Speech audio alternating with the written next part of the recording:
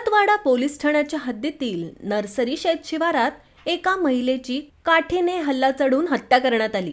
काही तासातच हा गुन्हा उघडकीस आणला असून परतवाडा पोलिसांनी मारेकऱ्याला अटक केली।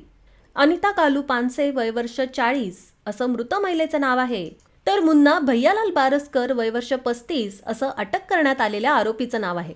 परतपाडा धारणी मार्गावर एका लॉन्स जवळ राजू गोयल यांचं शेत आहे। सदर शेतात शेतकरी अजय जाधव यांनी मक्याचं पीक घेतलं आहे। त्या ठिकाणी मुन्ना हा मागील काही वर्षांपासून रखवालदार म्हणून काम करत होता। मुन्ना हा विवाहित असून त्याची पत्नी वेगळी राहते, त्यामुळे मुन्ना एकाकी जीवन जगत होता। त्याच्या झोपडीवर अनिता पानसे हिचं येणं जाणं होतं। ती येथे मुक्कामालाही असायची अशी माहिती आहे।